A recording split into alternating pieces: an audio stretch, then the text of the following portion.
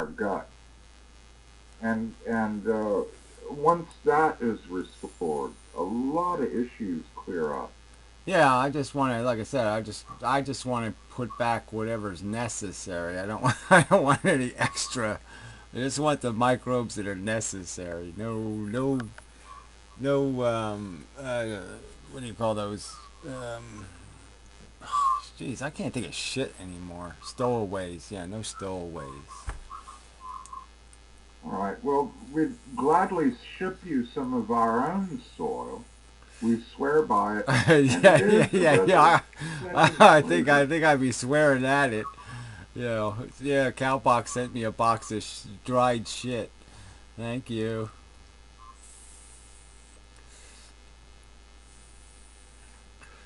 It needs to go through a few more meat grinders. Yeah, yeah. It's got to be a little farther removed.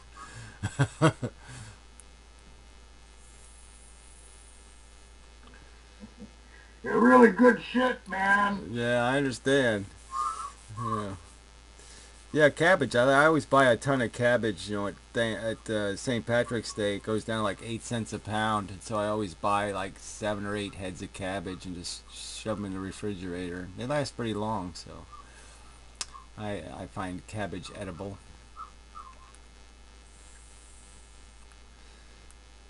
Even the tip of not so fastidiously washing your produce. Some people just scrub and sterilize what comes out of the garden. If a light rinsing to get the grosser matter off, but often that leaves enough of the microorganisms intact Yeah, but that it just also simply need it a also little leaves the serving. salmonella intact and all the other little negatives. So I guess I'm still gonna I'd rather avoid the nasty microbes and kill a few of the good ones along the way. I mean, it's better to shoot Well, first we and admit, ask questions later. we admit it's a mixed bag. It's more of the question: is there a healthy balance? Yeah, well, I say boil it. When in doubt, boil it. Yeah. Because what I suspect is the antibiotics have wiped out the colony in your colon, and the colon we find out is where the polysaccharides digest. Yeah, so he's closed his mic. Yeah, he did. Please close his mic. No, no, he didn't yet. You gotta close your mic, cooled. Close your mic, cool. Cool, cooled, the cool. Gotta do it soon. I know it's 10, 9. I'm gonna interact with you. I'm going to I'm interact with. interacting.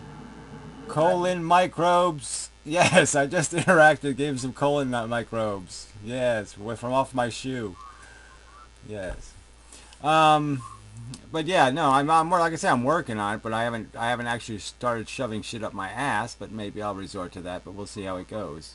If I can get them to go down there from up here, that's what I'm going to try to do. Try to get them to go down there from the top first. But yeah, if worst comes to worst, I have to start shoving shit up there. I'll do it.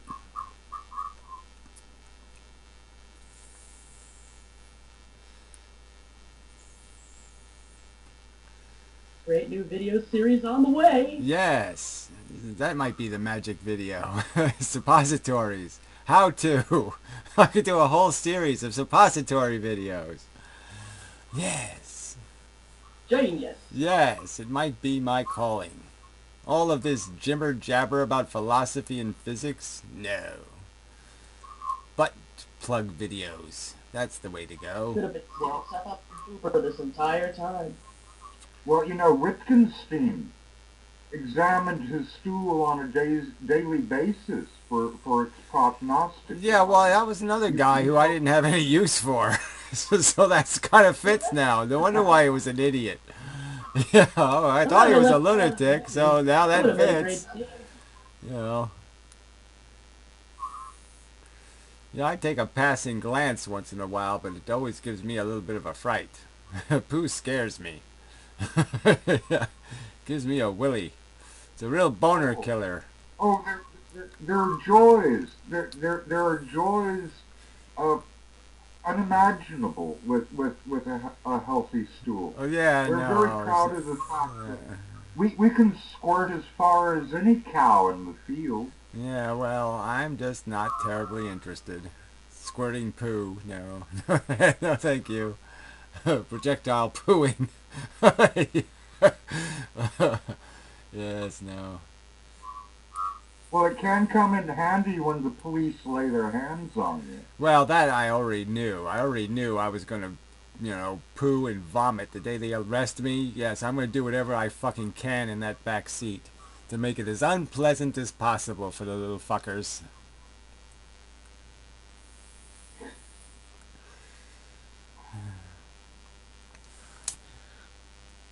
Well, that's how we protest this war. We haven't bathed in 14 years now. Yeah. The only trouble is the smell hasn't yet to reach Washington. Mm. Well, you keep trying. You be the little engine that could. Yeah, be the first person to actually send a smell out of Texas that wasn't already. It's already Texas, right? It's already riding on the smell wave. you know, you're gonna outsmell Texas. That's saying something, buddy. uh, I smell shittier than Texas. Yeah, you can get a t-shirt. Money. You can get the t-shirt, right? I smell shittier than Texas.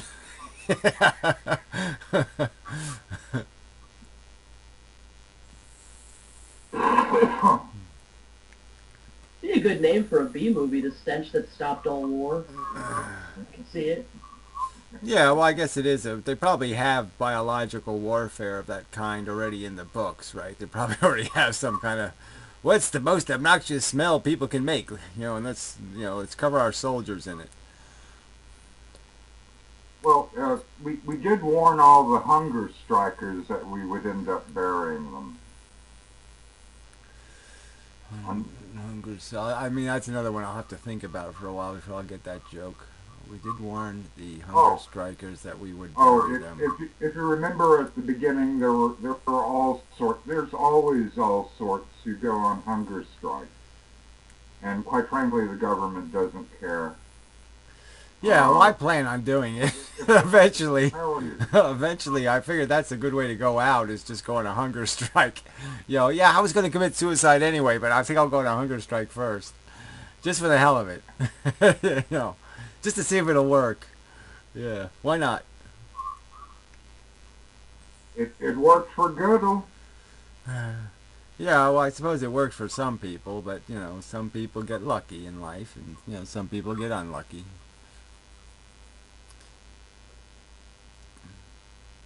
And to think we're the lucky ones.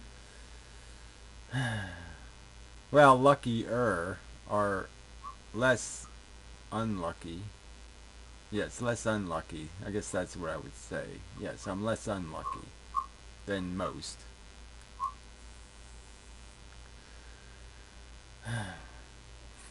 Well, I guess I'm less unlucky than everyone, because I wouldn't want to be anybody else. Everybody else looks like they're in a terrible mess.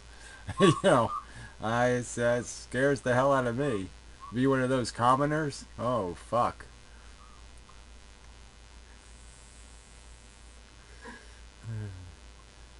Just acting, just going through the motions of an existence. Ugh, grinding away.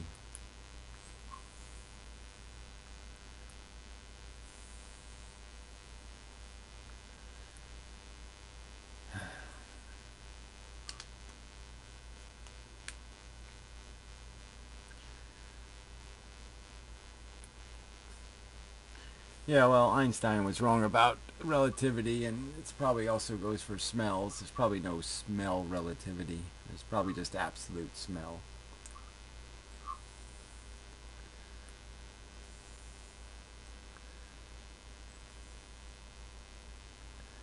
Damn, these batteries are not doing it. I need a cigarette that smokes, baby. Need my nicotine.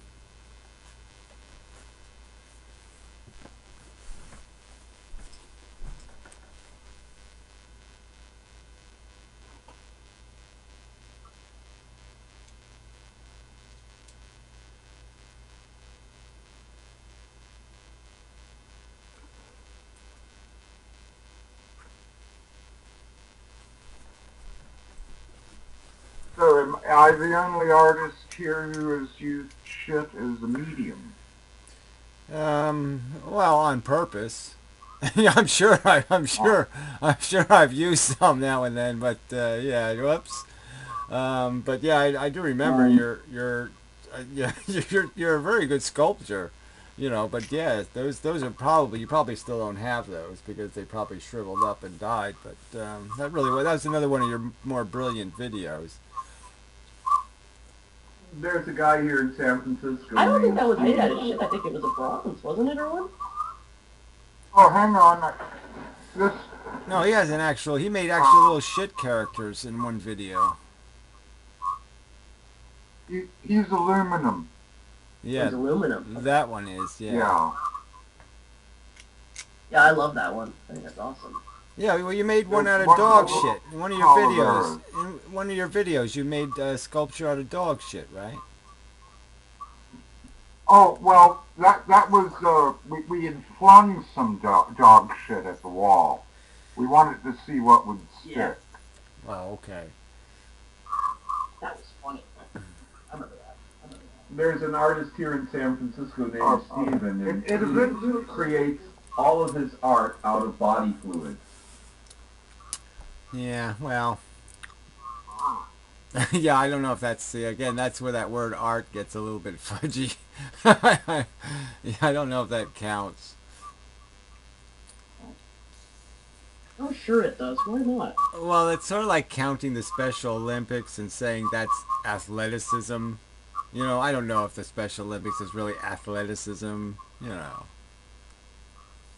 Well, in painting, gamboge yellow was obtained from the urine of Indian cows fed a certain plant. Yeah, I just use yellow. Yeah. Oh. Well, I play it safe. Yeah. That's what Steve does with himself. He ingests different things to produce different kinds of body fluids. He also uses blood. I have not yet So- sculpted in shit. so I don't see any. you I don't. figured out- The opportunity. figured out how to you know, create every color there really, is from the human body. I could do it any time, certainly, but yeah, I don't know. I don't know if that's a medium I'm going to experiment with, but I've always kind of wanted to, truth be told. Because it seems like a fun thing to have an excuse to do, but yeah. Yeah, no, I'd sooner paint with my penis. I think that's kind of cool, the people that paint with their penises. There is. That. His name is Cowboy guy. Picasso or something like that? Yeah, he wears a cowboy hat. It's pretty funny. Picasso. He paints with his penis. He's really good, too. He's a really good portrait painter. Yes.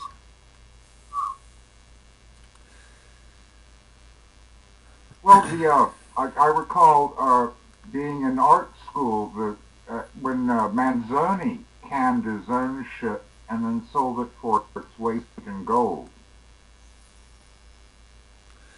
So. Yeah, again, I don't know if that's really, that's kind of Special Olympics art, you know, it's kind of, yeah, well, you know, you didn't think very hard, did you?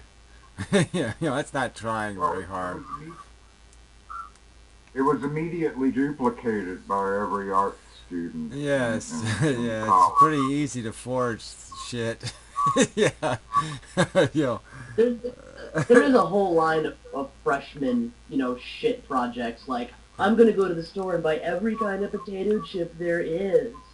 And the potato chips will all produce different poop. And it's an excellent final project. I've seen it several times. Really terrific. You've seen it several. Some of them get really creative. love. One guy liked, took some, food coloring, made sure that each particular variety of potato chip was its own, non-brown, entirely, had some spectrum to it. Yes. Well, that's one of those things where I don't need to be there to see that. Yes, I don't ever need to. I don't need to been there and see that. No. I'll take a pass.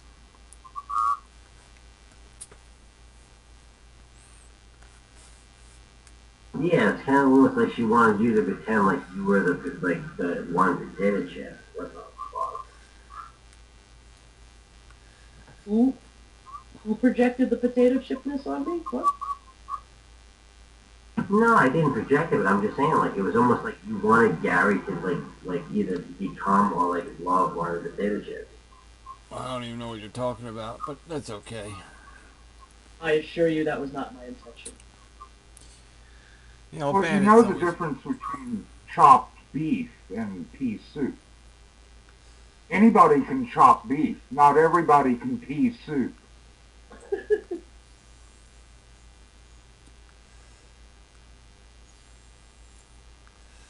Well, I'd almost argue So that... saith the shepherd, so saith the flock. Yeah, so... So yeah, I mean, I would have to see this pea souping thing. I don't think Jesus peed soup. But anyway, I guess there's hope, right? People keep trying. I've seen people puke pea soup in The Exorcist. That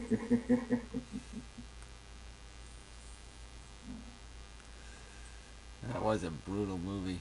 Brutal movie. Oh, that movie is hilarious.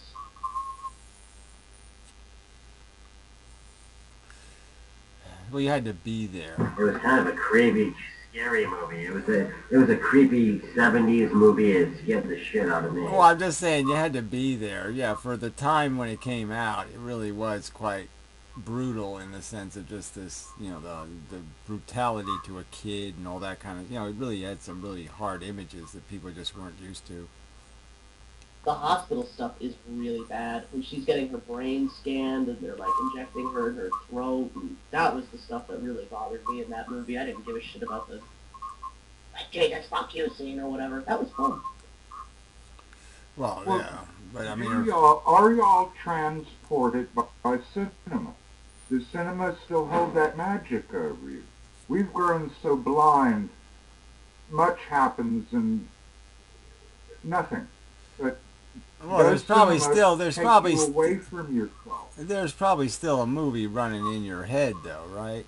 I mean, you still got movies Oh, running sure. in your head. So I'm just saying, yeah, I mean, cinema for me is, I don't watch movies, but I have them running on these digital frames, and I like movies. I mean, if I have free time, if I had such something called free time, I would spend it watching movies because I enjoy movies.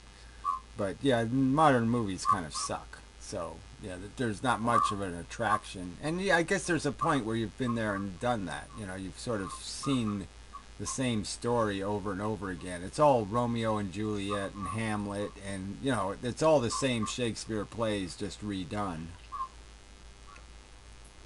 It's all a formula. Yeah, the last good movie that I saw that actually had any impact on me was The Exorcist, and the father comes walking up those stairs, and that whole scene. I thought that was actually a really good movie. Yeah, that's the last movie. I don't think it was your last movie, but whatever. Whatever. Well, anyway, did you like it? I didn't think The Exorcist was a great movie. I mean, I just really didn't. It was just kind of brutal. So, I actually liked the second, the Heretic movie better because it was a more interesting story. So, it had a lot more character to it than The Exorcist. The Exorcist was just this possession shit, and it was just too long. You know what I mean? It was just this. It was like watching a 9/11 show or something. It was like watching an emergency room or something. Like, why would I want to watch that? I always thought the second movie was much better photographed, at least in parts. The whole Pazuzu thing was really well done, and Linda Blair was just very well photographed in that movie. I don't know. I like the third one too, to tell you the truth. But Third one, I'm trying to remember. That was the Catholic Church one. Actually, it had that like panache about it, and it had people like scuttling into the cinema to see what happened, and I think it was a really great Friedman made that movie. I thought it was actually well. Yeah, I just don't think made. I don't think it, Scary movie. I don't think it held up to things like Apocalypse Now or all the other, when you think of all the other movies that came out in those times. I'm just saying it wasn't, it was kind of like Poseidon Adventure. It was interesting, but it wasn't, it wasn't a great movie. It's pretty beloved though, and it is it. The only thing that about The Exorcist that really has fascinated me over the years is the continued hysteria about it. I mean, there are still people that are just absolutely terrified of that movie. I still don't think it can be shown on British television, although UK is kind of a special example. But I mean, it's just so consistently banned, and still.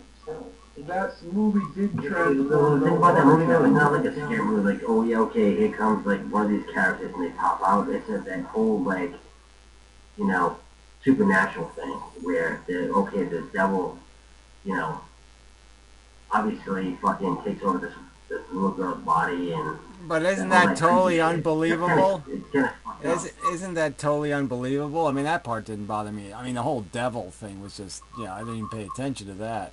Um, like I said, the only thing that bothered me is just the gross images are just very sympathetic. I mean, you know what I'm saying? It's just this, the gross images are just gross.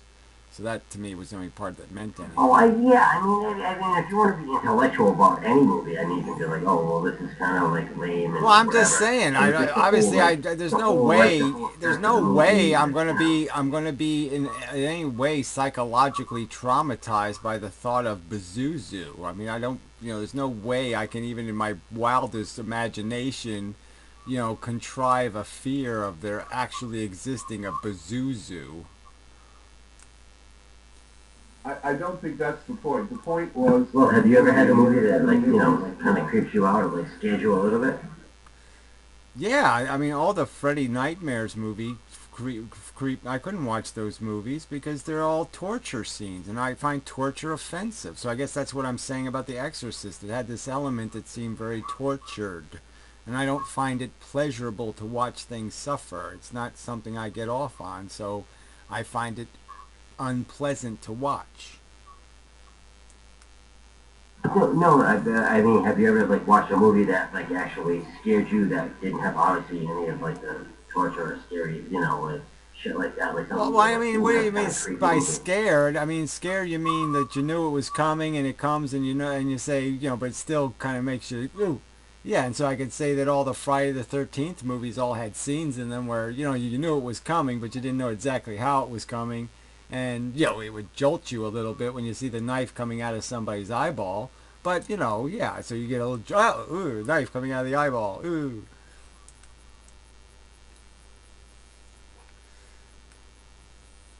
Yeah, do you like those? Like, do you like to get that, like, little bit of scare?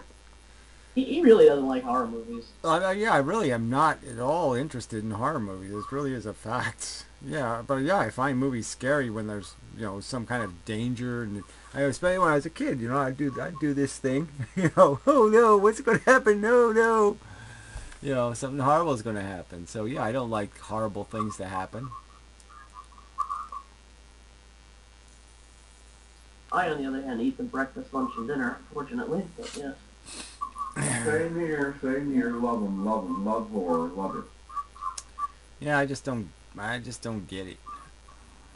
I just don't get like I said, they all involve this chasing down thing, and I just, that the whole trauma of somebody being afraid. I hate fear is just that's the hardest thing for me to watch somebody in fear. Fear is the most, the darkest emotion from my perspective.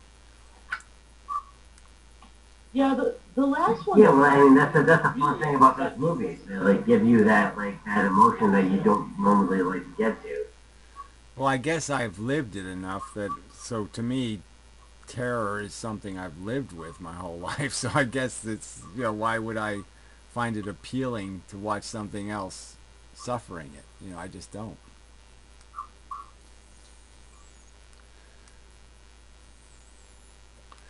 But it's a matter of taste and blah, blah, blah. I don't do roller coasters either. And there's a lot of things I don't do.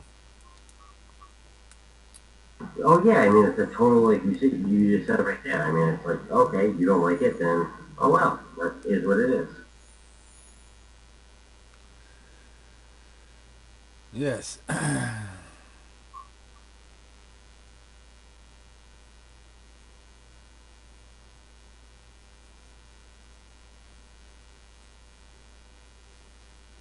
Yeah, I was just disappointed what cable TV turned into, because when cable TV first came out, they used to do surgeries on. You could watch somebody having open heart surgery. You could watch gallbladder operations. You could watch all kinds of operations, and it was just the operation. It wasn't a show. It wasn't bullshit. It was just the operation, and that was perfectly acceptable to me. But then they turned it into this 9/11 shit, where they show, they reenact the trauma of the accident and then reenact the emergency room and reenact, and you're like, I don't want to see this. This is horrible, So I mean, it's just it's a matter of taste. Yeah, to some people, it's the adventure means something, and to me, that's the part that's, it's not an adventure you want to relive. I don't. I remember reading, what do you call those, condensed novels? Whatever's the company that does the condensed novels? Reader's Digest. My parents used to get Reader's Digest. And they always had a story in there, real life story things. And they were horrible. Like some guy got eaten by a bear or something, and you're reading this shit. And I realized one day, I just said, why am I reading this? I'm reading a story about a guy getting eaten by a bear. It was just horrible.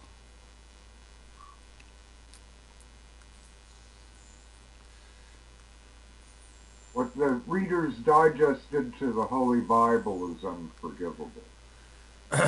They ignore it? Yeah, no, I don't think that's unforgivable. This book isn't good enough for a condensed version. Yeah. Well, they took the King James and made it accessible to the everyman. Yeah, well, I could do that too. The story is Jesus, his mother's a fucking crack whore slut, gets knocked up, has Jesus. Jesus is told the lie, okay, of the Immaculate Conception. Buys into this idea that I have to be somebody. Comes up with some wacky live off the land theory. Creates a little bit of a cult that can provide him with enough creature comforts to get by on. One of the cult members asked him, "Why are you a hypocrite, motherfucker?" His answer is, "Fuck you. You and the poor can go eat shit." Yeah. And then Judas does the right thing, turns the motherfucker in, and they all lived happily ever after. Jewish humor. Yeah, I don't know. I'm not Jewish, but yeah, okay. A Jew would probably find it hilarious. But yeah, I mean, Jesus was a joke. The poor you will have with you always. I'm the savior. I come to save you. Except the poor. Fuck them. Yeah, they'll have them always. Fuck the poor.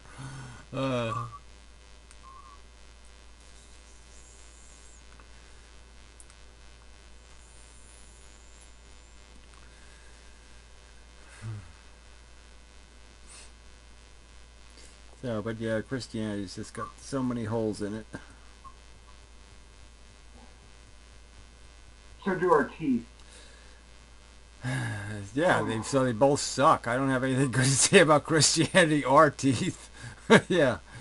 What teeth? What teeth? Yeah. Well, that's true. We're getting ever better at extraction. We've progressed. They come out with hardly any effort these days. Yeah, well, the last time I had a tooth pulled, it was not a fun adventure, actually. It took a fucking week before I was feeling normal. My mouth has never been the same when I had my wisdom teeth taken out. Like the tip of my tongue was still numb. It never stopped. The Novocaine never wore off. It was nasty. I've just got a British passport and they fell out on their own. Ah! Yeah, well, yeah, I wish it worked that way. Yeah, I wish they would just evaporate when the time comes. But yeah, teeth. Don't even talk about teeth. Teeth. Yeah, I've had some horrible misadventures with teeth. Well, yeah, I just found like funny. No, what I always found funny is that like Gary lives in kind of like one of those areas where there's a lot of those, questions. Oh well, did this happen? Did that happen? A lot of haunted houses or whatever down in Jersey. I just like to understand, or will actually ask, have you ever like come across anybody or anybody that you like? Have you believed in any of that? Mumbly bumbly bumbly bumbly bumbly boo blah blah blah. What? There's haunted houses in New Jersey? No, not Oh mumbling. my God, haunted houses! Oh no, you mean like whatever that was called, that silly movie about the absolute nothing, the scary flies on the Amityville window. Horror. Yes, the scary flies on the window. Ooh, there's flies on the window. Ooh, that was the scariest part of the movie. No, no. I mean, just out of curiosity, has anything happened in your house, like where you're like, whoa, that's kind of creepy? Oh, yeah, you know, it has nothing to do with ghosts. It has to do with like the cat coughing something up.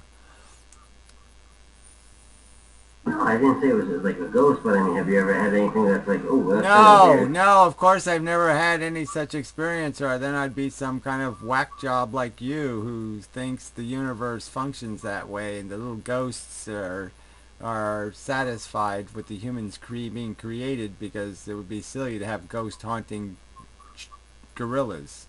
If if the only thing on earth was the smartest thing on earth was gorillas, would the ghost have any fun? No, it really suck. Oh, we don't have anything to do but goof on gorillas? Well, goofing on gorillas is no fun. Well, basically what I'm asking is, do you think that there's anything outside of like the norm? Do you think there's any like No, I weird don't creepy believe shit? there's any. I mean, how clear can I make it? I'm an evolutionist. I believe evolution created us and that there's no extra special fancy sauce anywhere. It's all just shit sauce.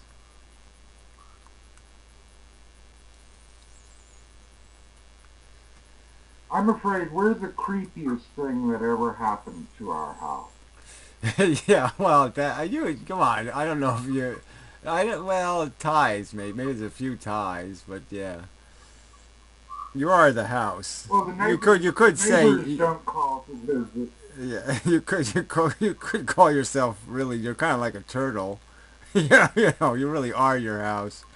you know, it's genetically part of you technically. There's Abba again. Yay! Oh, he's gone. Damn.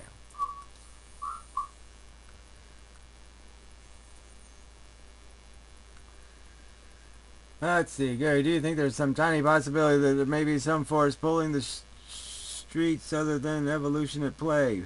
Pulling the streets? Streets other than evolution at play. I don't even know what that means. But no! What's the possibility? Unicorns really do exist? Leprechauns? Tinkerbell?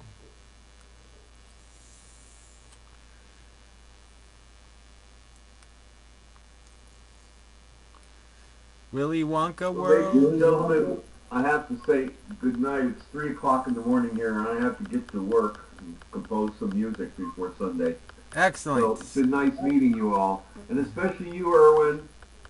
Oh, our pleasure, sir. Hail Neruda! They've been reading them a lot at the poetry readings here in San Francisco because February we usually do a lot of Neruda. Please tune in sometime at the Sacred Grounds and listen. Well, Night, night, sir. Sacred grounds, yes, sir. Sacred Grounds Cafe, San Francisco. Every Wednesday night, there's a poetry thing that goes from 7 till 10. It's on the internet. You can see it. Ta-ta. Thank you, sir. Thank you, Mr. Natural. It's good seeing you. Sorry about your bad leg and such, but, it's the liability of getting old. You were advised against it. You did it anyway. What can I say? You asked for it. Have a good night, I Mr. thought- Natural. It's great seeing you again. I thought I would have gone first before my body, but it seems they're replacing it piece by piece. I must be stubborn as hell. Yeah. Good well, night, everyone. Good night, Alaska. Keep on trucking and such.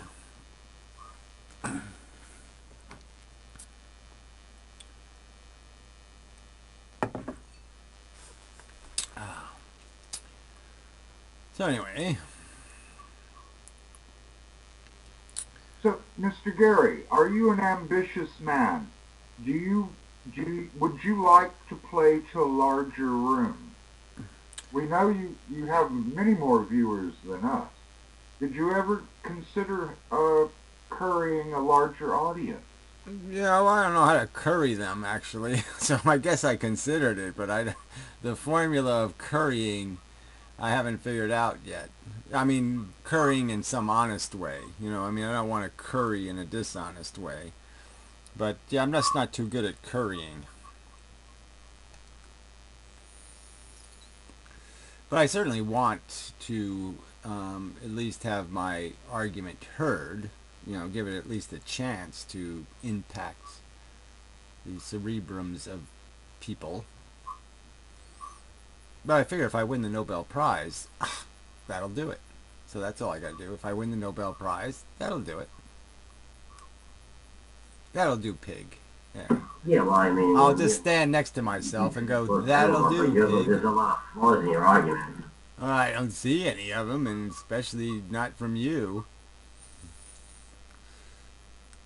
Well, yeah, because you don't want to hear them. But you do have a Well, lot you don't of flaws. have an argument. You don't have any. Well, I'm sorry. You can keep saying there's flaws, but yeah, I have to like deploy it. I don't like it. Yeah, well, I don't care what you like. No, well, you know, you still haven't you still haven't resolved dark matter or dark energy, which is pretty much 99.9%. Yeah. Well, I'm not going to argue it. I don't have to resolve dark matter and dark energy because these aren't even real things anyway. Theoretically, they're on the edge. So I'm just saying, what do you want me to do about resolving them? You want me to account for something I don't have to account for? Well, I'm not going to waste my time doing that. Well, you can choose not to account for it, but I mean, we know Look, that it's not my that- obligation, okay? We know what a unification theory has to do, and all it has to do is show the connection between gravity, magnetism, electricity, and the nuclear forces. That I can do. Yeah, well, that's completely fine, but you still haven't been able to resolve why there's dark matter and dark energy. Oh, I'm not going to argue Which this makes up shit. most I of am the not universe. going to continually argue this shit. I'm not saying I can't resolve it. I have spent no time attempting it. You're saying I can't do something I've spent no time trying to do. That makes some sort of sense? I'm not going to waste my time on some marginal part of physics. I'm going to deal with the real physics first, shit for brain. The marginal part of it, you're actually just disrespecting 99.9% of it. Well, whatever. That's your phantasmagorical nonsense. If you ask physicists, what is physics about? Nuclear forces, magnetism, electricity, and gravity? Or is it about dark matter?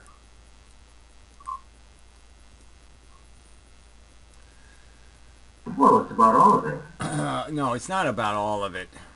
Some of it is there are contrivances that don't have any proven reality. I don't have to account for extra gravity because my theory won't need extra gravity. So I don't need to create dark matter to resolve a gravitational problem.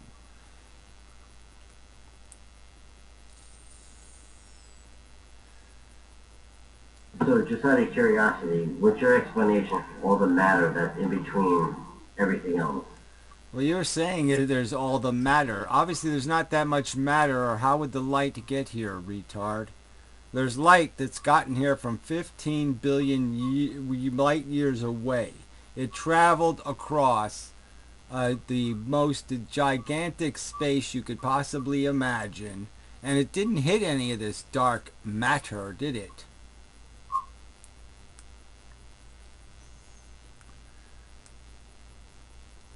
That's actually a really, really curious question.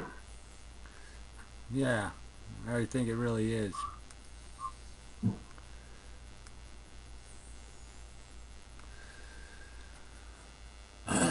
So anyway.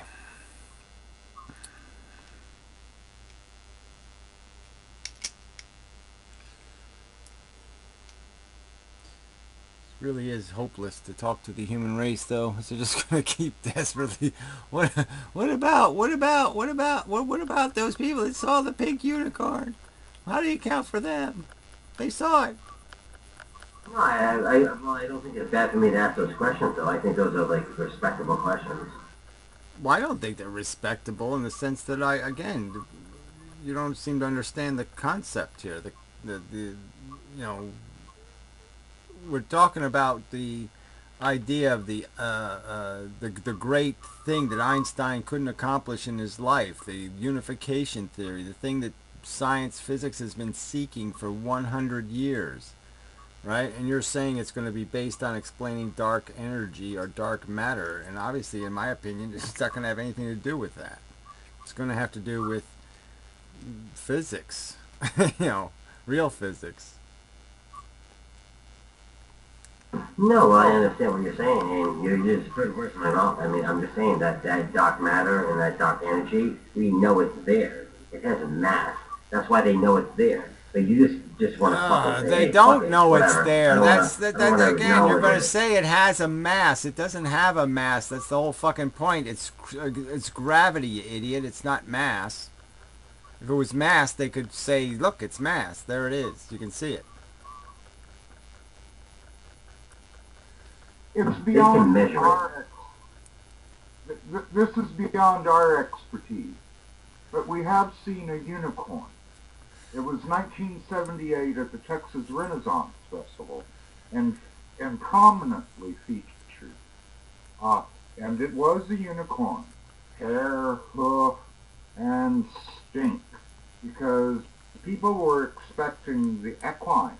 It was actually a caprine, a goat unicorn. Yeah, I've seen those. I've seen those. Yeah, there's also some nasty mutations that happen when people forcibly stick a fucking horn in its head. Oh, yeah. Yes, that too is a practice. They will surgically graft the horns together. Cat's got its this claws. is actually, Alright, so Gary, out of curiosity, what's all the other mud that's between everything? What is the fucking mud? void. Form is void, and void is form. Well, look, That obviously, is the great Buddhist equation. obviously, the universe has a lot of dust in it in certain places, and the dust is consolidating, and so that you can account for. I mean, the gravity they can't account for is the gravity between galaxies and stuff like that. What's holding these big, these big networks together. Even galaxies themselves, they really can't account for enough mass at the center of the galaxy to be able to hold the galaxy together. So I mean, these are all equation problems, but I don't know if those dynamics are something I can solve or something I can't solve, but that doesn't really have anything to do with what the cause of gravity is. The cause of gravity will not explain those. Well, gravity is because of the planets, or because of large mass. I know, but you can't have spiral gravity, between planets. You have to come up with a mass in the center somewhere. It's either the thing's flying apart or the thing's pulling together, and that's the question.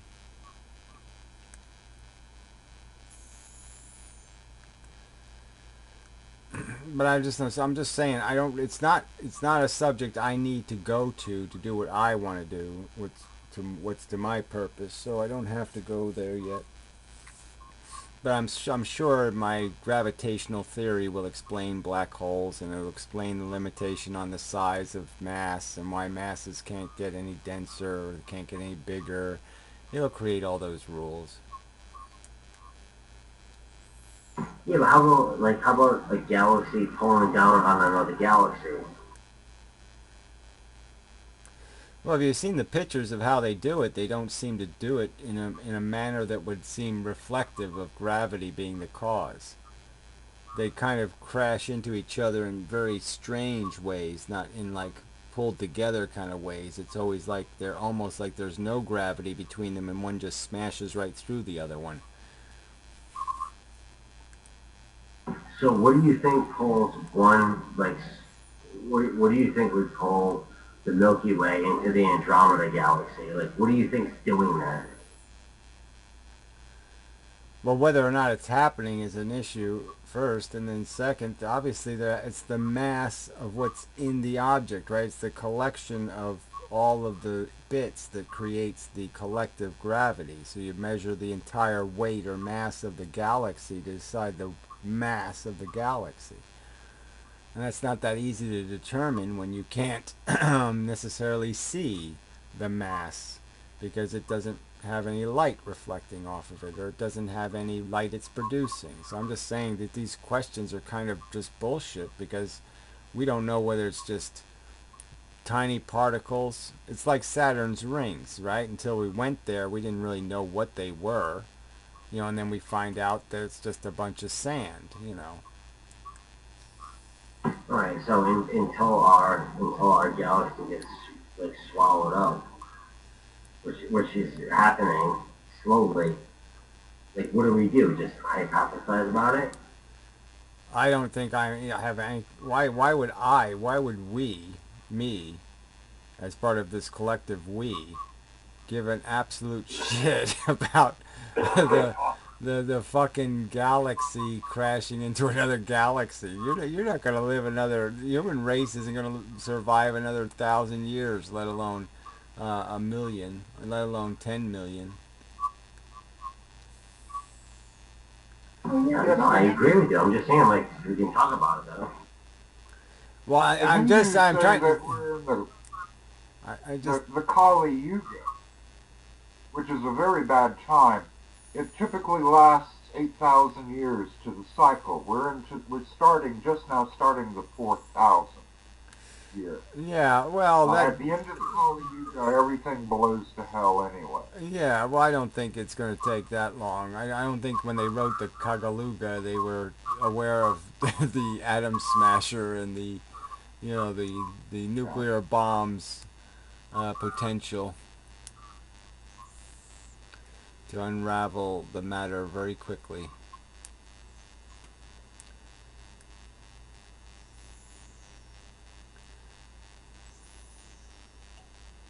But if you ask the knowing Hindu, they will tell you bad times started about 4,000 years ago. Yeah, well, I think they started about 150,000 years ago when the first human caught something on fire.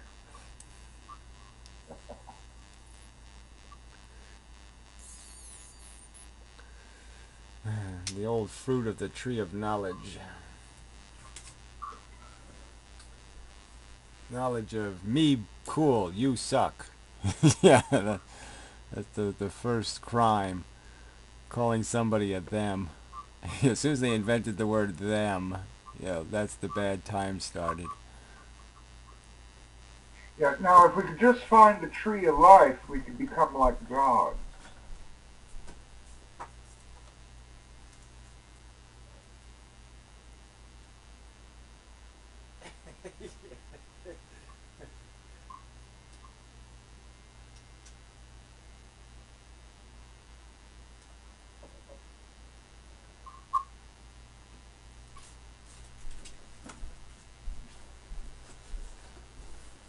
Yeah, I was just thinking that I would be looking for the couch of peace. Yeah. Forever, for eternal peace, the couch of eternal peace.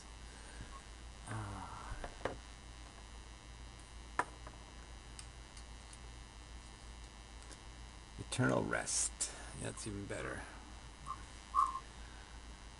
Couch of eternal rest. Well, how do you sleep? Do you sleep well? Do you get good rest?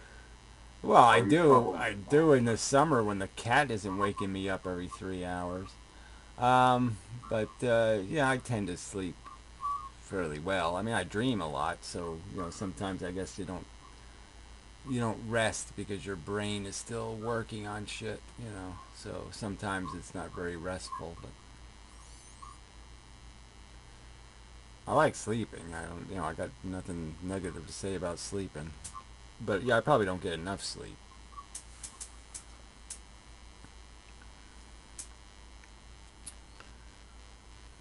Because quite frankly, we're somewhat jealous at your output. Uh, we do these little things, the funnies and such, and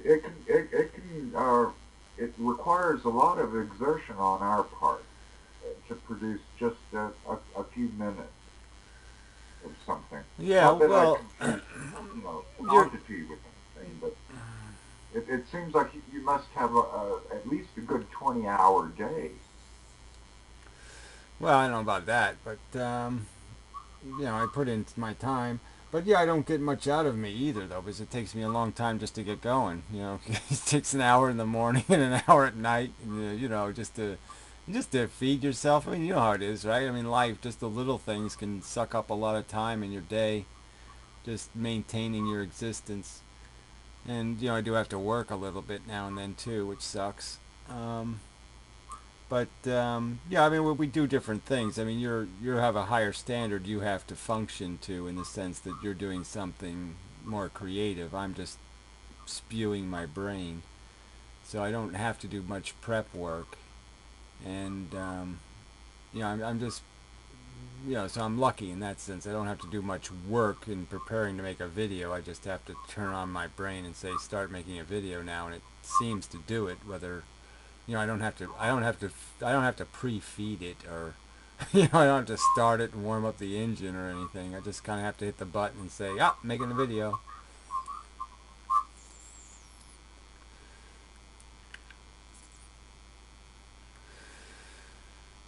So I don't know why I think I've gotten better at it, but it is kind of an interesting. It's just interesting to be able to talk. Do you experience inspiration? Does it appear to you or come to you? Or is this something that you sort of grind out like sausage?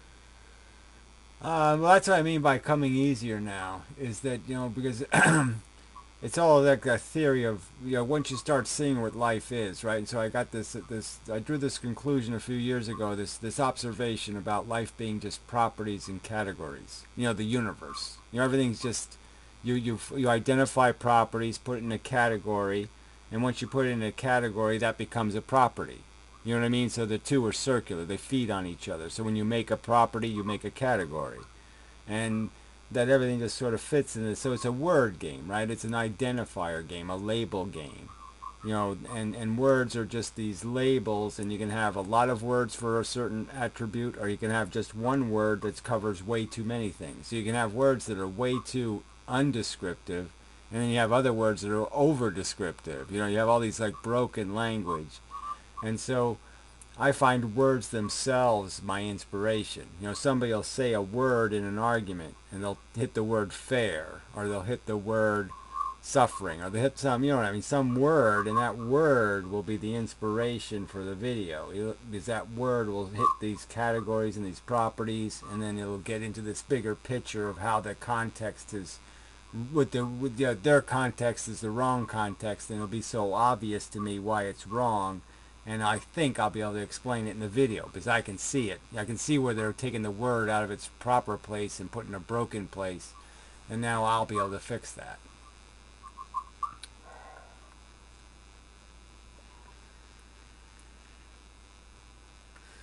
But that's sort of the mechanics of it. It's just all, I'm triggered by words now. Words are really, they're always, words. They're always just floating around me now. You still seem to manage, retaining the distinction between the signifying word and then the signified reality. A lot of people we run across these days do not understand that language is no more the reality than money is wealth. These are just counters and markers. Right. Yeah, but referring to something else. But if we had a better language, you know what I'm saying, a more explicit language could do the job. We just don't have it. We just kind of have this sloppy language of, we feel with our heart kind of metaphors. We have a language full of metaphors and words that don't mean anything.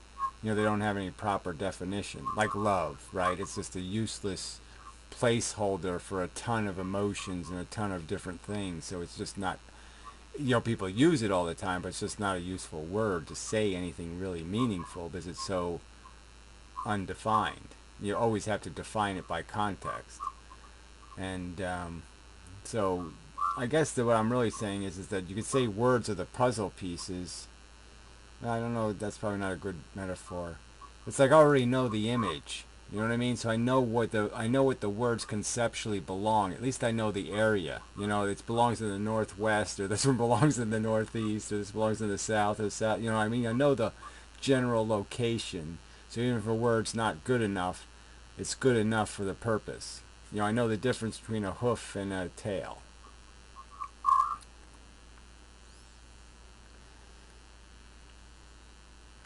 But I think having that bigger picture thing where I'm just so confident of the idea that I've already resolved what the dots connect. You know, when you connect all the dots, I already know what it's a picture of. So when I connect word dots, I kind of know how to use them because I know how they're connected.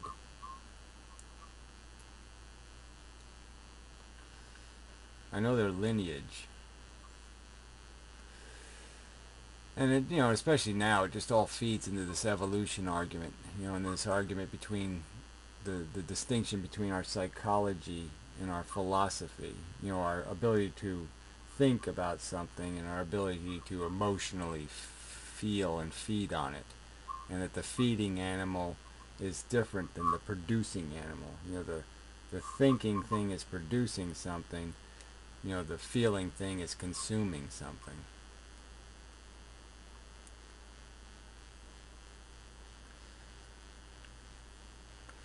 But those would be my metaphors, I suppose. Uh, is that a division that cannot be overcome? Do you see any grand synthesis between the two? Yeah, only in the sense that the smart thing would recognize that the dumb thing is an idiot. I mean, I guess I'm really cynical on psychology. I kind of think that every element of my psychology is bullshit. That it really is just this ego monster, right? And he rationalizes in his benefit often. You know, he'll use the intelligence to put together an argument to defend some aspect that I know is just bullshit. And that's the fundamental character of the machine, is to find defenses and rationalizations. And the defense against that is the intellect being smart enough to say, you're not allowed in the library. No apes allowed. You know, fuck you, ape.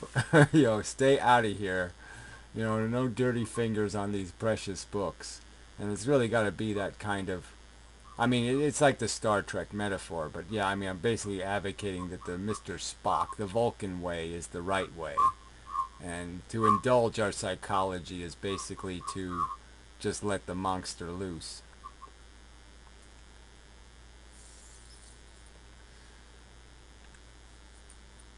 Well, it was common knowledge in the sculpture studio that we weren't allowed into the photography studio with the photography students.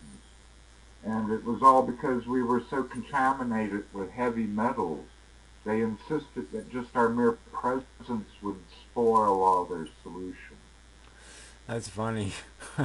I thought it would be the other way around. I thought there would be actually a reason that was based on some sort of like pollution of your creativity. You know, that the the two-dimensional images would spoil your capacity to, you know, recognize what a three-dimensional image requires to render. That's really funny. But just the It chemistry. is true, a lot of people did not survive the conditions of art schools back in the old days. The sculpture yards and the print shops were all full of people that in a couple of years had Mad Hatters, and yeah,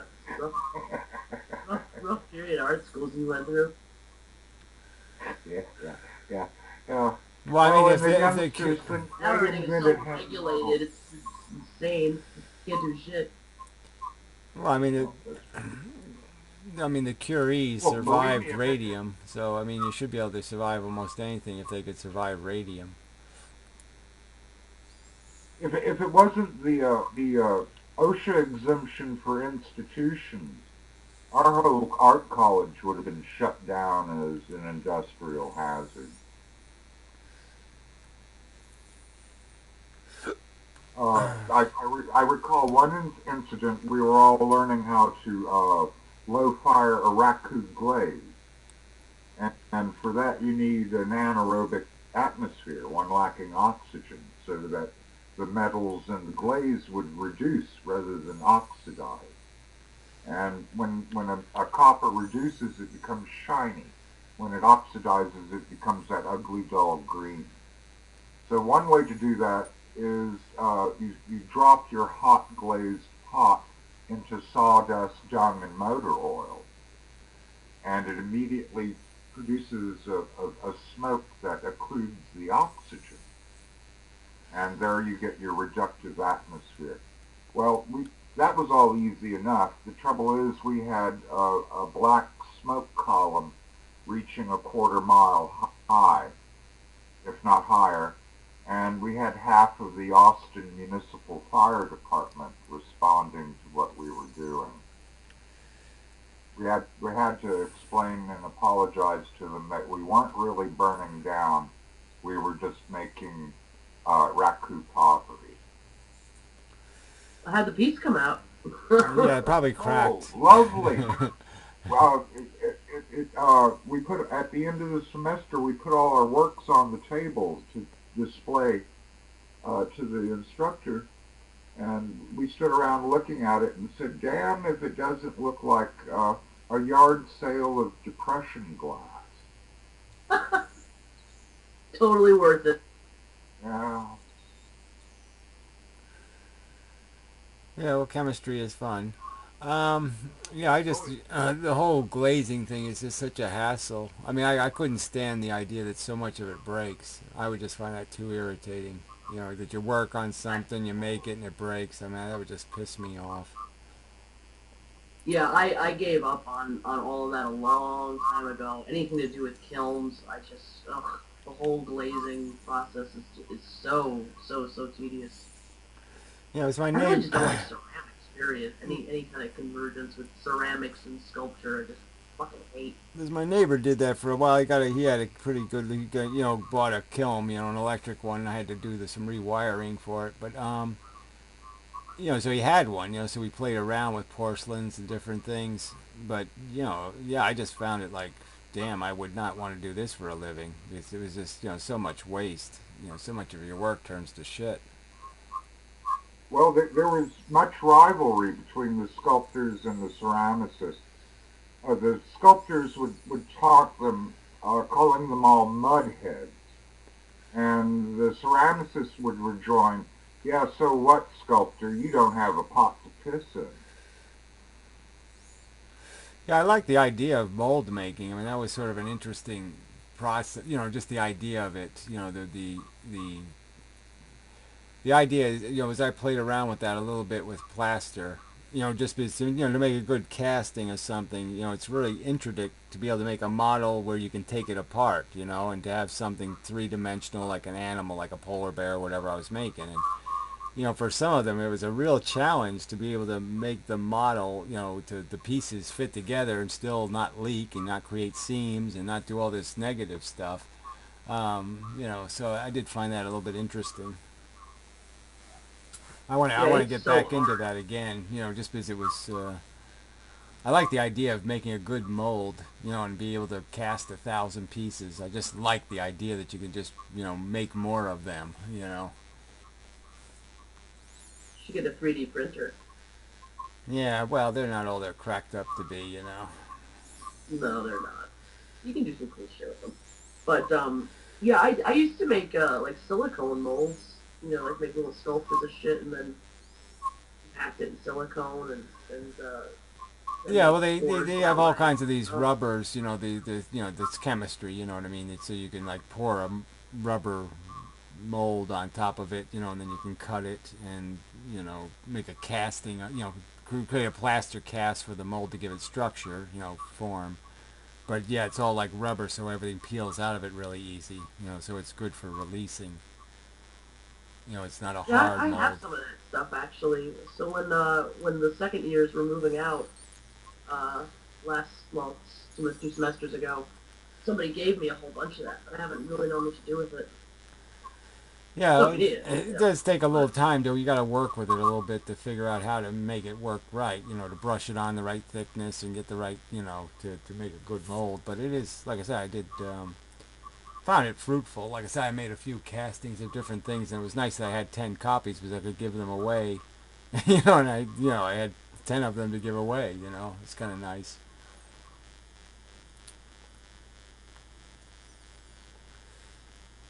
Well, the practice was the bronzes were usually done in editions of 6 or 12 because it's just about as easy to make a dozen of the thing as it is to make one. Yeah, well, any casting is like that. I mean, you want to be able to get the use out of the mold. You might as well get its lifespan out of it because the real work is making the mold. Once you make it, it doesn't have any real value unless you make enough of them to make it worth it. What? Beautiful. Yeah, it's way too much engineering for little old me. I can never get the undercuts, right in mold making, and I always have leaks. I've done a little bit of bronze. I think I have like 2 or 3 bronze pieces. Fuck if I know where they are right now. But Yeah, I like doing. I don't really like really heavy process driven. I mean, I like the work, but I don't really enjoy like lithography. It's just too much of a process. Molding is too much of a process. That's just me. Yeah, I don't know. See, I like the. I did some sand casting, in high school.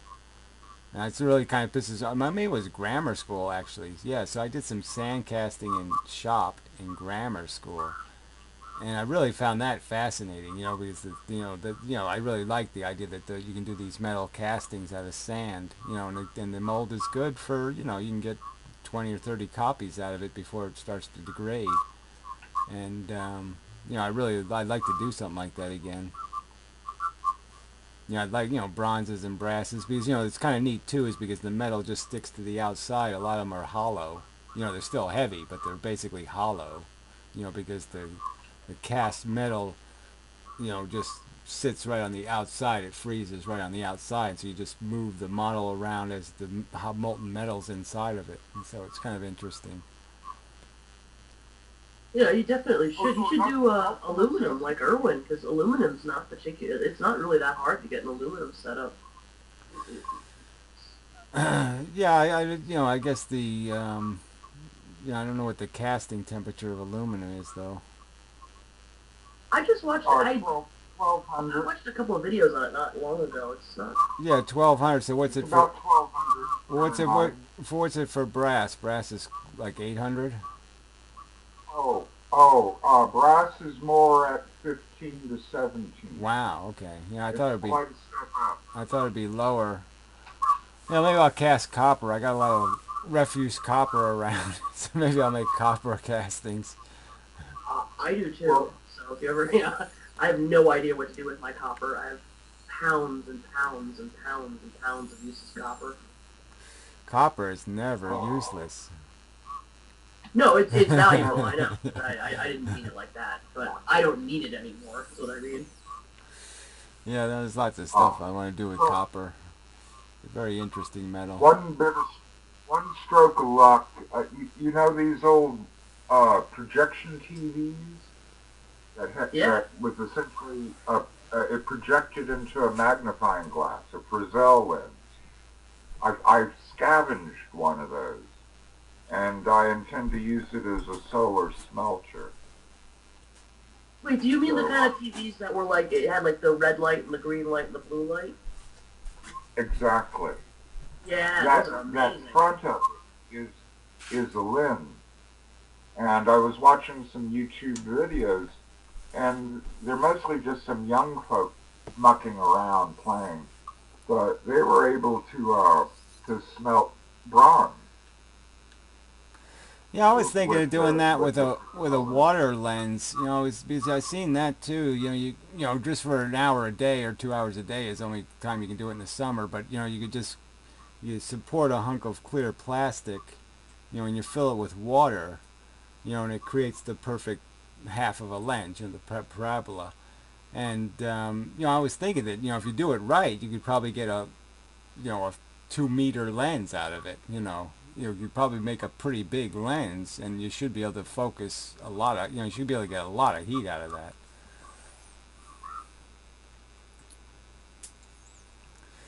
But that's something to play with this summer. I have to find time to do this shit.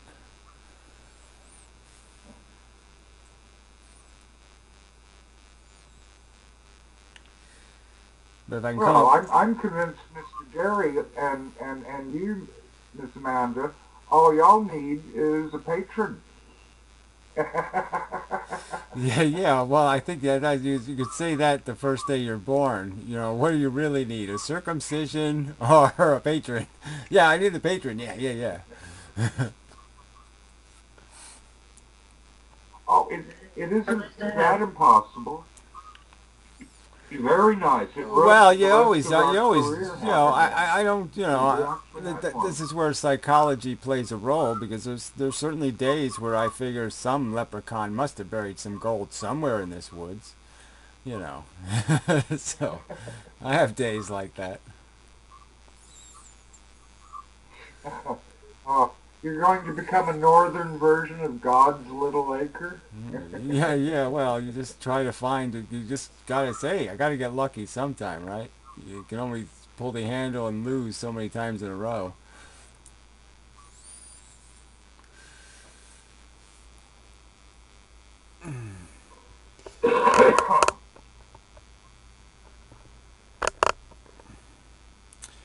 But it would be nice for me to hire it done. Yeah, one great disabusement I found in my career was, yes, I've gone ahead and with years and good masters and much study, I've mastered the craft somewhat and have actually produced. But then I find myself in the midst of a culture where there is neither call nor capacity for it. Yeah, I know it is a bummer. I more or less have these works stacked up like trash about me. Yeah, well, that's my life here. It's it's littered with my old artworks there, and it's, well, you can't see the puffins from here, but I got lots of puffins. Puffins were a lot less popular than I thought they would be. Oh, I'm getting harassed early in the morning. Hello? Nah. Ah.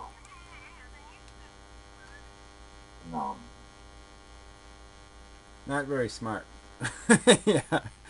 Too much psychology. Ew. It's a psychology call. Ew. What did she say? I don't know. I couldn't make heads or tails of it. Well, I'm as far as the psychology part goes, I still remember my original motivation for studying the art. After boring myself with a couple of years of chemistry, I figured if I studied art, I could at least drink coffee and look at naked women. Yeah, well, I think you can do both. I don't think they're in conflicts. I think you can have a pretty clinical brain, and you can just kind of make sure it doesn't get into your bedroom, and just make sure you keep it out of the fantasy life, because yeah, it really can be a spoiler. I mean, You if I could was always good at tell anything not art related, I mean, it'd be great to do something actually useful. I mean, that does sound pretty good, but it's pretty much all I can do. So, yeah. Yeah, well, being useful is no fun either, though, because then you just get taken advantage of, because you can do something and everybody thinks they're entitled to it, and you just, it's the same kind of thing, they just keep stealing your soul, so to speak. Just like taking your art for nothing, thinking of nothing of it, think of, the time that's invested in it. And people do the same thing with whether you're doing work for them, they just they don't really monetize things properly. It's like people don't have any respect for what an hour of your time might be worth. You know, I mean, I bet you run into that all the time. You know what I'm saying? That's like, well, what, you're going to pay, essentially you're asking me to do something for, $5 an hour or something. What, is that what you think I'm worth? So it's, there's a sort of an insult. And so now I really feel it right now, just as I'm saying, yeah, look, I'm going to win a Nobel Prize. Right? So why I shouldn't be scrubbing your floor. What? Me scrub a floor? I'm going to win the Nobel Prize, fucker. Would you make Einstein scrub your floor? Come on. So now I'm getting kind of big-headed about it. So now I find work even more obnoxious. It was already obnoxious before, but now I find it even more obnoxious that I should waste my brain on this menial labor. Come on. I'm more valuable than that. I mean, you've been doing it for what, 30 years? I mean, it's enough. Well, I just mean that it's just funny how my attitude has changed. I'm just saying, like, I used to get off on just being useful. You know what I'm saying? So I get your point that it's really fun to be useful. So yeah, if I could fix something, it really felt good, because I was saving people money and saving them trouble, and so it just made me valuable, and I could feel good about myself because people were dependent on me and blah blah blah. But yeah, I just don't get off on it anymore. It just doesn't, I just find it as a distraction from what I really should be doing, which is lecturing and telling people they suck. Well, yeah, that makes sense. You see, yeah, those who can appreciate the depth of the art usually are artists themselves, and what good are they going to do? Yeah, exactly. yeah. That's you're in trouble when artists are buying your art. Then you're really doomed.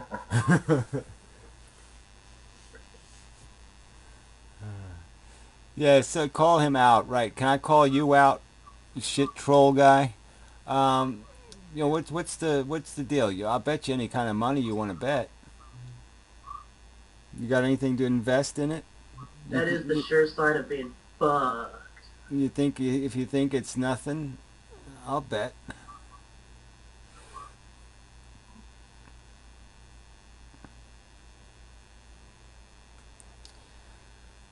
So anyway.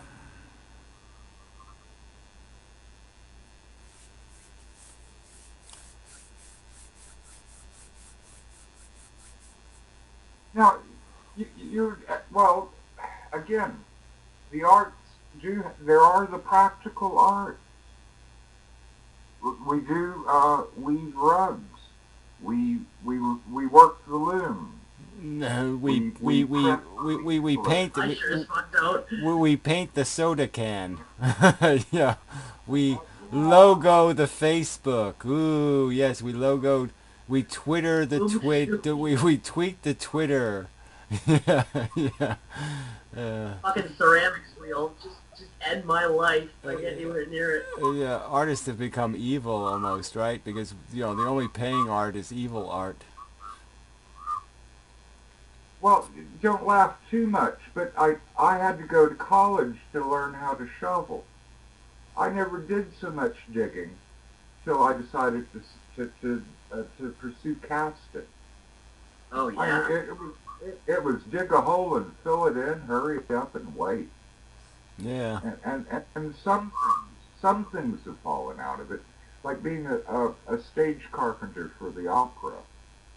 I now have a very practical skill set of lightweight construction. Of course, there's no call for it here. Yeah. But if you need a facade, I can whip one up inside a couple of hours. Yeah. No, it's good to be able to. Those are all little. The most. Yeah, it requires skill just so we can be useful in other people's productions, but yeah. Exactly. In Corn Dog Hell, our most usefulness came about when we helped restore the crumbling brick veneer facade of a local's house. The mortar, it was a demonstration house that had been bought, and it was a slapdash job. There was too much sand in the mortar and probably salt water, so the bricks were just peeling off. We managed to reset the brick, bricklayer's job, but it's sculpture, it's architecture. Yeah, well, it's just, Carved a stone lintel for the door with the family name on it, something that doesn't exist anywhere else here in Corndog Hill. You know, and I did it all because I was just so goddamn bored. I did it for kicks in the company. yeah, Never yeah. did get paid.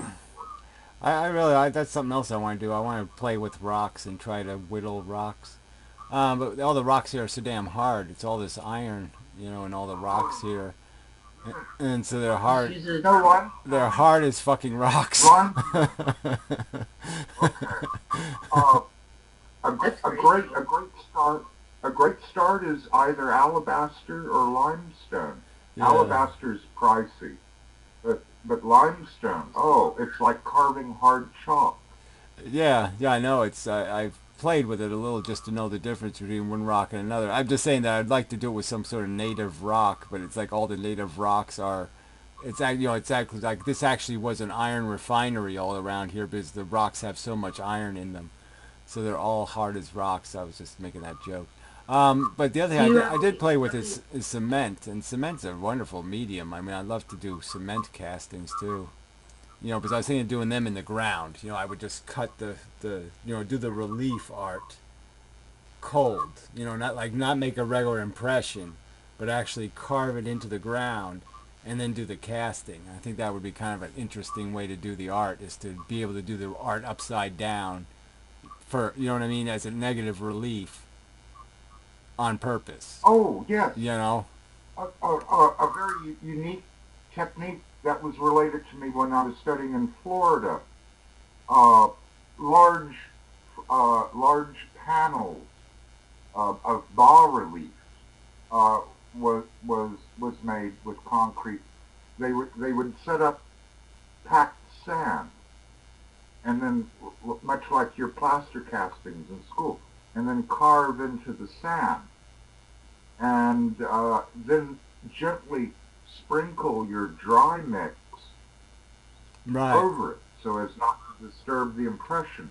And then with a very careful, slow, misting, soaking spray, water it until it becomes saturated.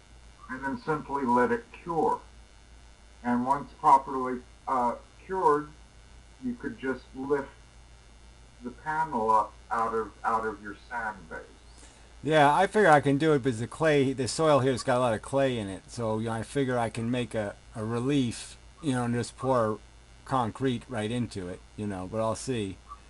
I have to test my theory yet. But it'd just be an interesting challenge to be able to do because when you really look at a relief, an inverse of anything, it's kind of startling how it doesn't seem right.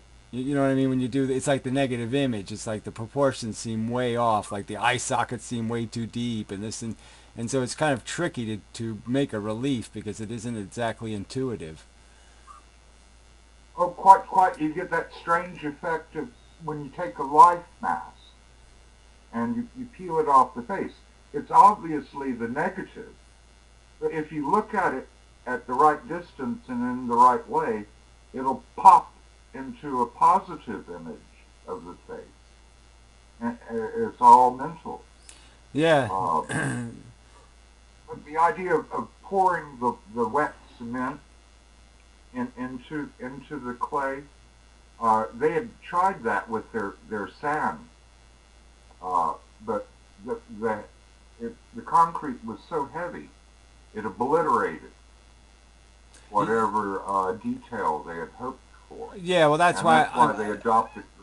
I figured I can do it a little slower. I don't need to. I won't be any urgency for time, so I figured I would just do it the lowest first. 2 inches at a time. So I would just cast it 2 inches at a time, and much like they cast foundations in buildings. So the pressure can't crush what's underneath it. And so that's my theory anyway. I haven't gotten around to it. Who knows if I will? But it's just something I thought would be kind of interesting, just as landscape features. As nice concrete statues might be a winner in this town, just because there's a lot of rich people here. Maybe wouldn't want to, wouldn't mind paying $500 for a concrete ornament. You bet. It's done often. Our Thai master, Tanala Hataku, when he was a recent graduate, he obtained a position with the Parks Department in Thailand, and using plaster waste molds, they would construct large-scale concrete sculptures out of humble materials, low-cost materials, sand, plaster, and concrete, of things as detailed and large as elephants. Yeah, that's where I really wanted to And go. a lot of people dismiss concrete as a humble material, but it is synthetic, it's inexpensive, and it's damn durable in the outdoors. Yeah, that's what I like about it. And you can also paint it if you want to. You can color it, and pigment it and do things with it. So it's not like it's a dead gray medium. You can, your textures, you can put different textures on it. So, you can give it a slick look or a flat look, or you can, so there's a lot you can do with it, and especially like once you cast it, you can always augment it. So even if your casting is imperfect, you can fix it, by just Okay. adding material or subtracting material. It's additive. It's additive as well as subtractive in the process. Yeah, I like it. In fact, there's a delightful park in Thailand all about the horrors of hell. And this isn't a Christian hell, this is a Buddhist hell. So there's all sorts of just wild ass stuff. And it was made by a couple of knaves, untrained folk, out of concrete and paint. I've Yeah, seen those. They're amazing. I didn't know that's how they were made, though. yeah. Well, years Yeah, ago, I sort of They're had a really grisly. I had a sort of an ambition that maybe I could get a piece of land in this town or something, and I could make a little miniature golf. I wanted to make a miniature golf all out of concrete. You know, and I just thought about the artistic possibilities. Of just this medium of concrete. I really liked the idea. It really appealed to me. Do it, So. do it. Yeah, well, I'll need my benefactor. I'll have to wait until the check cashes. We played a round of miniature golf in Monterey, and their course was made out of cast concrete.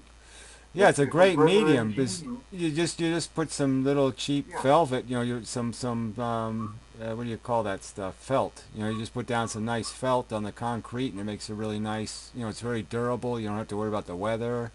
You know. yeah. Well, they were too cheap for even that, so we had to play upon concrete surfaces, which meant for a rather lively ball. Yeah, that's the only But other than downside. Yeah, that, it was if you don't felt it, obviously you're going to get some funky bounces. As concrete is a little erodible or whatever the right word would be. It will take some dents over time.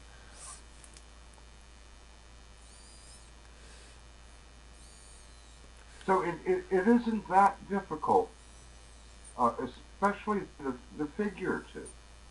If you can master armature, you can always lay up concrete over an armature. Yeah, no, I've And really wanted to do it. It's just that you have to control how much at a time and all that kind of. I've done some repair work, actually. So there was some people that had some lawn ornaments, and I had to put a new arm on it, and I had to do some other little things, and so I have some experience. But it's really you have to be really you have to get the mix just the right viscosity.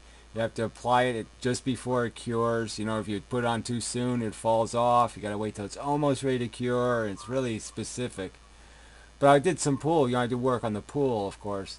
And the tile on the pool is the same way. It's kind of a tricky business doing cementing right at the water line, in a pool that's being used, when you're trying to do some, tile work. And it's really, you have to get it just right so you can actually put the cement so it's in the water, but it's right at its cure moment so it doesn't wash out. You know, it's just that its impermeability stage, where as long as the waves aren't, you know, as long as the water isn't aggressive, what you put there will stay there. You know, and it'll cure under the water. That's no problem. So anyway, I mean, but it is a real, you know, you do learn. I mean, it's kind of a skill thing or whatever. You learn that, you know, and it's kind of, you know, as a learning experience, I found it interesting. Just the chemistry of concrete. And mosaic is another wonderful application along those lines. I mean, look at what Rode did with his towers and walks. He was but an iron worker, and yet the Watts towers were a matter of him bending and fastening iron, and then coating it in concrete and tiling. Yeah, I didn't have much. I never had much appreciation for tile until I, you know, as a kid, we used to drink a lot of beer back in this one spot in the woods. You know, we'd always be drinking there, and so I'd start taking the bottle caps, and you know, pushing them into the ground. You know, and it was making a nice tile floor, and it was really kind of interesting because I'd start rearranging them based on the colors, you know, and try to make images out of it. And it was just kind of a, you know, at least geographic symbols and, you know, some sort of geometry. And it was just fun to kind of play with that, you know. And before that, I didn't have much appreciation for mosaics, but it, you know, I gained a little appreciation for it. I did a whole series like that once. I gotta dig those out now. But I thought the idea of Well, just concrete with the bottle caps just was another thing I really liked the idea of, you know, just because it, you know, the bottle caps would probably last at least 10 years anyway, at least. You know, you just make a nice surface, you know, give it that nice smooth surface.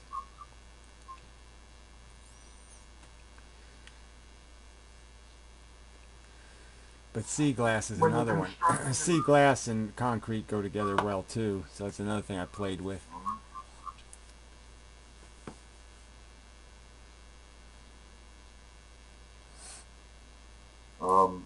Recycling is non-existent here, at least for glass. So we're sort of swimming in a lot of empty coffee jars. So one way I've been thinking about dealing with the issue uh, is just pounding it all up and using it as an aggregate for large concrete works here in the garden. Yeah, That way I can yeah, you just got to worry about the sharp edges, I suppose. You know, I guess you could grind down the surface a little just to get rid of any sharp edges that come out in the beginning. You know, I guess you'd have to just kind of like put a sand on it and just grind the sand into the surface just to round everything off so you don't have any sharp edges sticking out or something. But yeah, I used to use my refuse plaster, you know, as an aggregate, you know, in the concrete, because it holds up pretty well, you know, in the plaster, and it, you know, adds a little bit of lime to it, which makes it a little, you know, stronger. So it was kind of a, you know, I don't know if it's an ideal use, but at least it got rid of the extra plaster. But I think you can reclimate plaster. I think you can smash it back up and then heat it. I'm not sure, but I think if if you reheat it, you can reuse it. yes, yes. Then that's a lot of energy too. Yeah, You have to drive out the molecular water. yeah. I figure if I did it outside, you know, it wouldn't, you know, I wouldn't have to use real fuel to do it. You know, I could just put it in some iron vessel of some kind and just cook it.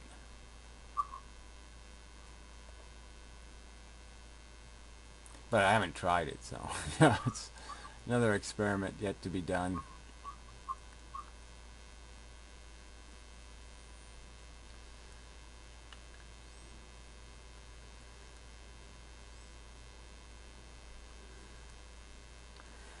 So I guess it is getting to be morning and such, so maybe I'll call it an evening, and I'll try again next week and such. But yeah, it was really great having you, Erwin. You know, thank you.